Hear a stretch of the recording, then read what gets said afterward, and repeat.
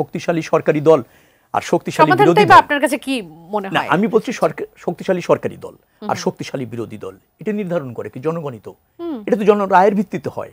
আমি বিরোধী দল শক্তিশালী বা আমি সরকারি দল অবধারিত, এটা তো আপনি আমি বললে হচ্ছে না। এখন শক্তিশালী বিরোধী দল জনগণ তৈরি করে। পৃথিবীতে ব্রুট মেজরিটির ইতিহাস তো আছে। জনগণ কখনো যদি একটি রাজনৈতিক দলের প্রতি অগাধ আস্থা রাখে, মেজরিটি আস্থা রাখে, সেটাও তো গণতন্ত্রের অংশ। আচ্ছা, কেউ যদি জনগণের আস্থা অর্জনে ব্যর্থ হয়, কেউ যদি বিরোধী দল হওয়ার মতো শক্তি সামর্থ্য জনসমর্থন না থাকে, তো তাকে আপনি কি করে শক্তিশালী বিরোধী দল তৈরি করবেন? শক্তিশালী বিরোধী দল না থাকলে যেটা প্রয়োজন সেটা হচ্ছে সরকারি দল থেকে আরো বেশি দায়িত্বশীল হতে হয়। জি, আচ্ছা, সেটা যদি হয়ে যায় তাহলে শক্তিশালী বিরোধী দল না হলেও চলে। কিন্তু শক্তিশালী বিরোধী দল নাই বিধায় সরকারি দলটা যদি বেপরোয়া হয়ে যায়, দায়িত্বশীল না হয়ে, তখন গণতন্ত্র এবং দেশের জন্য ক্ষতিকর হয়। আমরা চাই নির্বাচিত, সেটা শক্তিশালী হোক, ব্রুট মেজরিটি হোক, কম মেজরিটি হোক, সরকারি দলটির জন্য দায়িত্বশীল হয়। এবং সেজন্য আমাদের অঙ্গীকার আছে। আমাদের কিন্তু রাজনৈতিক সংস্কারের কমিটমেন্ট রয়েছে জাতির কাছে ৩১ দফার মাধ্যমে।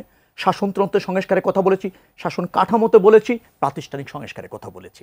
অর্থাৎ যে বিএনপিকে আপনারা দেখবেন, সে যদি জনরায়ের ভিত্তিতে নির্বাচিত হয়, অবশ্যই দায়িত্বশীল সরকারি দল হবে। দায়িত্বশীল সরকারি দল থাকা মানেই হচ্ছে বিরোধী দল এবং সরকারি দল দুটিরই দায়িত্ব পালন করা। জি, আর একটি প্রশ্ন, ডিসেম্বরের মধ্যে নির্বাচন আয়োজনের দাবি করে আপনাদের স্থায়ী কমিটির সদস্য আমির খসরু মাহমুদ চৌধুরী বলেছেন যে 5 আগস্টের পর যেসব দলের জন্ম হয়েছে শুধুমাত্র সেসব দলের নির্বাচন চায় না। এই পরিসংখ্যানটি নিয়ে আমার মনে হয় নাজমুল আশরাফ ভাইয়ের কাছ থেকে জানতে চাওয়াটাই ভালো। তারপরও নতুন যে দলগুলো হয়েছে 5 আগস্টের পরে, এগুলো তো ধরেন এনসিপি সহ সবশেষ হিসাবে আমার যা মনে আছে 28টা সম্ভবত। এনসিপি ছাড়া বাকিগুলো কিন্তু কোনো আলোচনা নাই। সানবিট সব দিবে সামাল। সানবিট ম্যাজিক প্রেস ডিশওয়াশিং এর মাথা ঘোরানো সলিউশন। এনসিপিরও শক্তি সামর্থ্য কতখানি নির্বাচন না হওয়া পর্যন্ত আমরা বুঝতে পারবো না। ফলে এই দলগুলো মাত্র জন্ম নিয়েছে, শিশু দল হিসাবে আছে। ফলে এই শিশু যখন তরুণ হবে, সামর্থ্য হবে, শক্তি বাড়বে, তখন তারা বড় বড় পুরনো দলগুলোর সাথে প্রতিযোগিতা করতে পারবে। এটা খুব স্বাভাবিক। এখন শিশুকে যৌবনে নিয়ে যাওয়া পর্যন্ত কি আমরা নির্বাচনের জন্য অপেক্ষা করব?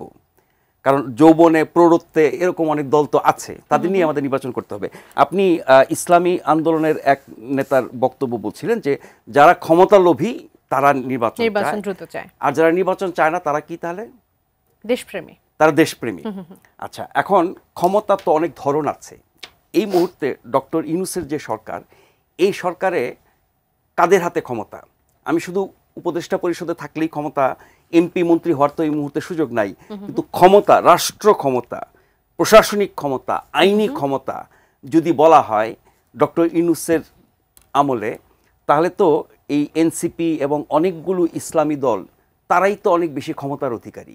তার মানে তারা বেআইনিভাবে, অবৈধভাবে, অযৌক্তিকভাবে জনসমর্থন বা গণতান্ত্রিক প্রক্রিয়ার বাইরে গিয়ে যে ক্ষমতা ধারণ করছে এখন, সেটা নিয়ে বসে থাকলে ক্ষমতা লোভ হয় না, আর কেউ দেশপ্রেমিক হয়ে যায়। আর কেউ যদি নিয়মতান্ত্রিকভাবে গণতান্ত্রিক উপায়ে নির্বাচনের মাধ্যমে ক্ষমতা যেতে চায়, সেটা তাহলে ক্ষমতা লোভী হয়ে যায়। রাজনৈতিক দলের উদ্দেশ্য কি? নিশ্চয়ই ছোটবেলায় পৌরনীতি বা রাষ্ট্রবিজ্ঞানে পড়েছেন। রাজনৈতিক দলের তো উদ্দেশ্যই হচ্ছে জনগণের সমর্থন নিয়ে ক্ষমতায় যাওয়া, ক্ষমতায় গিয়ে দেশ শাসন করা, জনগণের কল্যাণ করা এবং তাদের যে নীতি আদর্শ সে অনুযায়ী দেশ পরিচালনা করা। তো এটা তো মানে তার বৈধ কর্তৃত্ব। ফলে ক্ষমতায় যেতে চাওয়াটাকে ক্ষমতা লোভী বলাটা বোধহয় সঠিক না, অন্তত রাষ্ট্রবিজ্ঞানের ভাষা।